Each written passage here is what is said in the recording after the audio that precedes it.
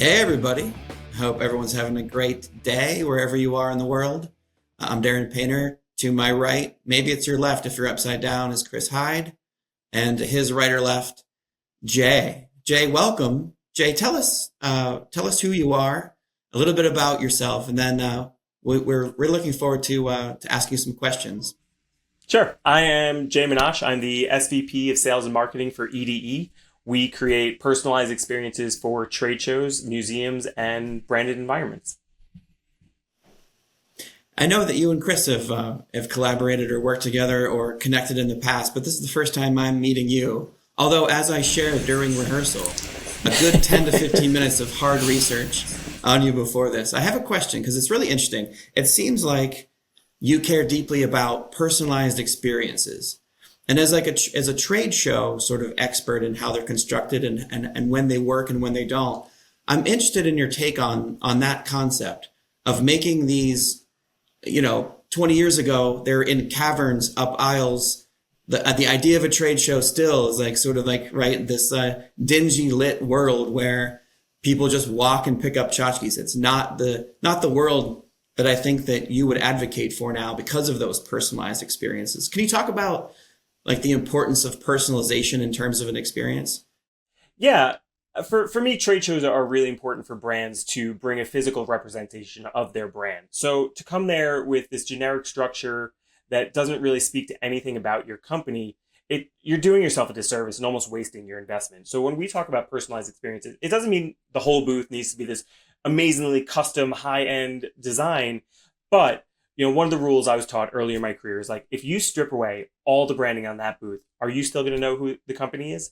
So that's what we're talking about. And it can be a singular element. It could be obviously the whole thing. It really depends on what your budget is, what you're trying to get across, and what you want people, what's that feeling or thought you want people to walk away with. And that's really where it stems from. It's interesting because our audience of printers both attend trade shows and they also exhibit at them. And so I'm wondering, how has that dynamic changed? And then we'll get to a couple of specific questions and loop Chris's questions in here too. How have trade shows changed and sort of why does it matter? How have they changed? Well, they changed. Depends on what time period we're talking about in terms of how they've changed. I mean, first of all, the printing is such a core part of trade shows. How do you show up to a trade show without printed graphics or the laminates are printed? Every element of that booth has some form of printing involved. We've moved from more hard wall constructions like a wood box frame panel to more like aluminum extrusions and using fabrics. So I'd say that's the biggest jump we've taken. And now, maybe not necessarily positive for your industry, but it's like LEDs are everywhere. Hanging sign LEDs, walls are full LEDs. And I think that's the next iteration because LEDs have become so much less expensive. They're being used more. Where they're still lacking is really on that content side because content is, that's never really going to be cheaper. It's still people time that you're dealing with. But the majority of our booths, even if they're large LEDs, are still printed graphics surrounding to get the message across. These static images that it's like, hey, this is something that needs to be there no matter what changes in the future. I'm actually curious about, do you get involved with the actual promotion of getting people into those booths? With some clients, yes. So there was a recent client at a cybersecurity show where we helped not only create the experience in their space, but I actually wrote their emails to help their social campaigns and their email campaigns ahead of the show. So, we helped them figure out a rough cadence of when we thought they should start, how often they should go out, and, some of the content that went into those emails as well. So, yeah.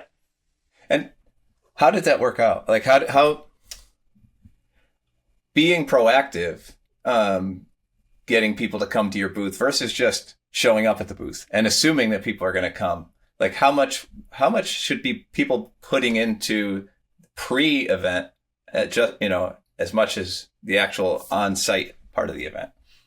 Honestly, I think all three phases of an event need special attention, whether it's pre-show, at show, or post-show. If you're not giving them their due diligence and putting together a plan for each phase, you're wasting part of your investment. Because people, yes, they'll see your brand and they're going to see your imaging and they're going to see things that are going to draw them into the booth. But usually people come into a show with a plan already. We actually presented a little bit earlier about this, talking about, 30 to 40% of the people that show up in your booth with meetings showed up on site and they didn't maybe even know that they were going to do that beforehand. So that still leaves 60 to 70% of people that you're pre-scheduling meetings with, which is obviously a huge, huge number. And then, post-show, if you're not following up quickly with relevant information about the conversation that you had and, some kind of personalized note, I mean, again, it's like you can do whatever you want on site. People don't take action without getting a little bit of a push. Okay. Now I'm going to jump around. I'm jumping around here like I usually do. You had a post that you put on your one of your social channels that said, "Don't bring printed brochures anymore." Something to that line. Maybe it wasn't exactly like that. Pretty close. I know what you're talking about. Pretty close. Yeah. So explain that, and remember, a lot of our audience are printers. Well, I can actually explain it pretty easily. So I would say 95% of the stuff that people take out of your booth end up in the trash. And that I'm sure has fluctuated over the years since I've heard it. But the reason I don't like paper brochures is there's a multitude of reasons. One, it's impossible to track. You're just handing someone a piece of paper. You don't know if they've looked at it. You don't know what about that really, where their eye is tracking on there. Not that you can always track that kind of depth of information, but when you're able to forward them something, it can then go into the CRM automatically that it's like, oh, this person requested this piece of paper or this, brochure. So the reason I don't think paper brochures are as effective, it's because you're not able to follow the path as easily. It's not to say that they're not helpful in certain regards and in certain circumstances, but I think at trade shows, which also is one of the most wasteful industries in the world, it's just another piece of something that can go in the garbage that there are better ways to do it, in my opinion. And what are those better ways? I'm curious. Yeah, I think doing it digitally, you can take that same brochure and whether it's a PDF or you're sending it directly through your CRM or you set up a landing page, you're going to be able to access how long they're looking at it, how many times they looked at it, what they did with it, did they forward it to somebody, and you'll see a more linear path, or maybe not necessarily a linear path, of where that piece of information went. And how are they getting there? I'm curious how you're getting them there.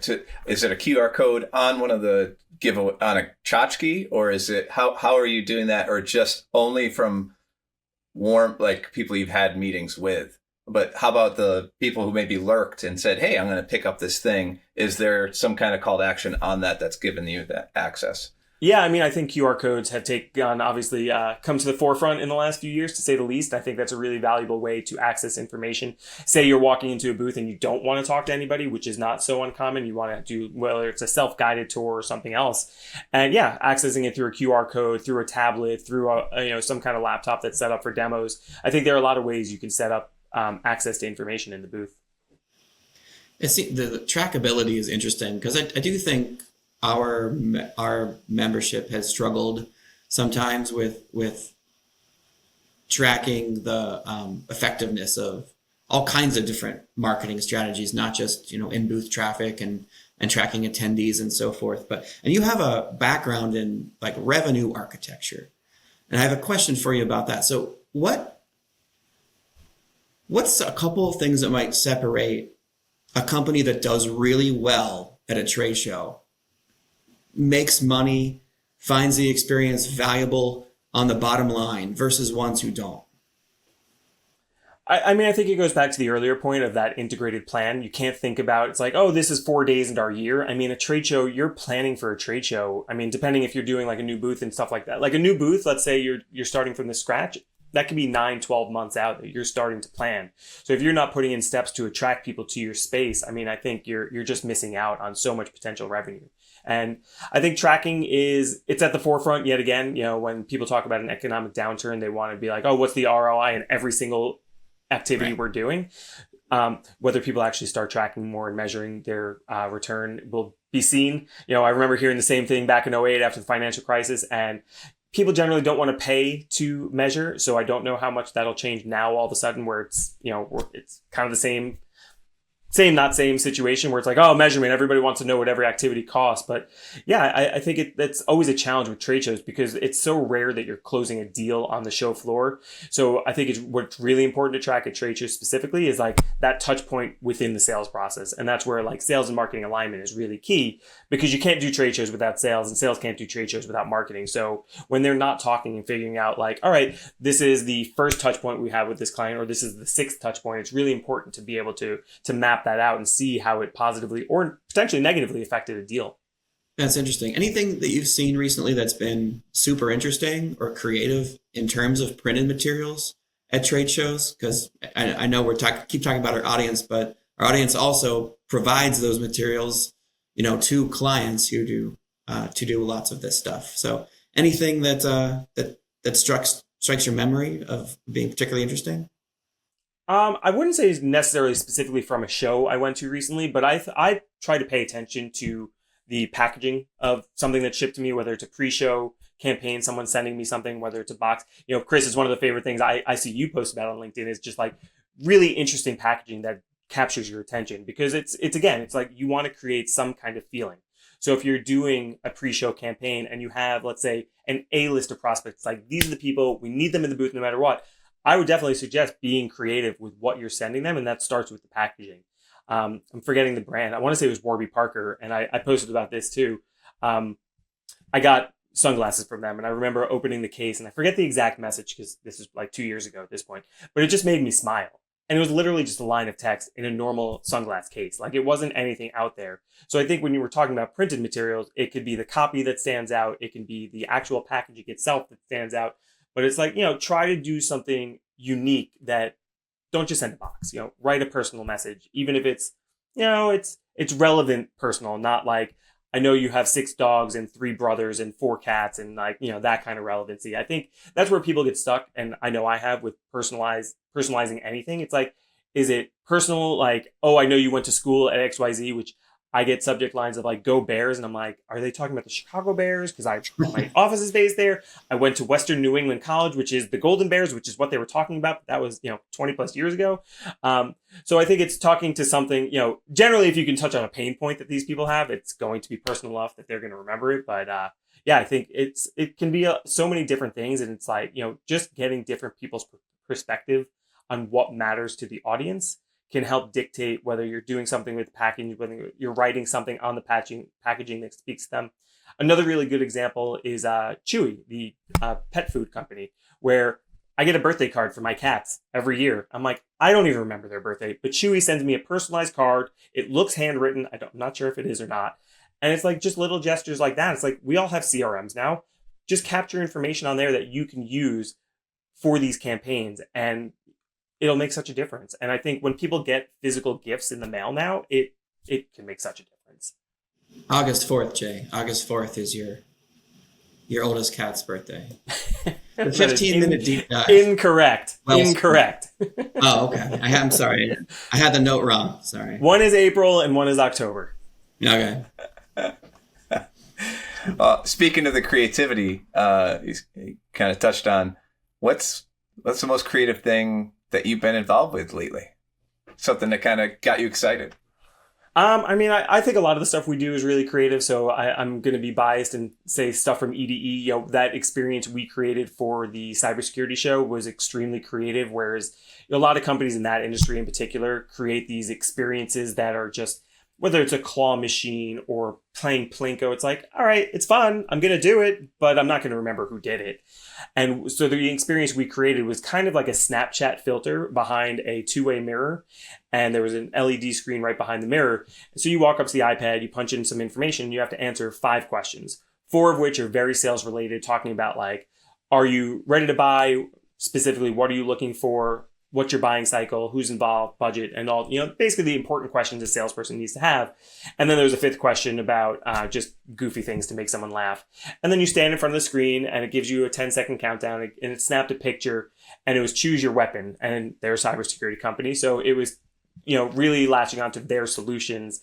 And they had this, cartoon series on their website. So it played into that. And either your weapon was a rocket to blast the, bad person into outer space, or it was a lasso where you tied them up, or it was a bomb to just blow them out of your space. And it was very creative. It got, really good traffic, and it was a great conversation starter. But not only that, it's like they get something out of it because they get this fun experience. They get an email with the picture and all that. But then it's like, all right, the sales team has the lead to follow up with actual quality information a part of it. Oh, that's awesome. So I love that personalization across. The recipient got it, and the company got it. So because you're personalizing it to their brand. was there a good outcome to that campaign? Did they get good leads, and is it being used now? Yeah, no, it went really well. They did about 150 leads at the show, which is well above what they were hoping to get, and it gave quality information to follow up with. So there weren't questions about whether these people were ready to talk to a salesperson or an engineer or not. It was just ready to go right after the show. I think that a lot of people who watch this, that will resonate with them, because they're looking not just to be known as printers, but also sort of, consultants, business consultants, marketing solutions providers, etc. And they're just looking for that sort of deeper engagement with their audience too. And I think a lot of them are struggling to figure out how to do that while also selling a bunch of print, keeping their printing presses active, because that is another, revenue generator. You can do both though, right? I mean, print can be part of an experience like that. I feel like, and I feel like that's a big challenge for our members, as to how to weave in print into those experiences in a way that, captures the advantages of print. Yeah, I would think it would be a great follow-up piece. It's like, not only do you get the image and the moving image of the experience, but it's like, all right, let's send them a postcard of the experience itself, the final picture with a couple notes on the back. And I would think that's a really great place to follow up, because it's another touch point. And, my kids love getting mail. I know I love getting mail that's not bills, because otherwise it kind of just sits there. But yeah, I mean, who doesn't want to get something in the mail that's for them, that's customized for them, and it's not just another piece of junk that you're throwing in the garbage? All right. I had one more question about the creative side of things. Is there anything that you've done in a trade show that surprised you at how successful it was? Like, wow, you didn't see that coming. Well, last year, I wouldn't say it's one thing in particular. So last year we had won a new client at a show called NACS. It's the National Association of Convenience Stores. And we already had a handful of clients, and this is the biggest deal we've ever closed in the history of EDE. And frankly, I was nervous. I mean, trade shows, events, things go wrong. It's just be ready for plan B, C, and D.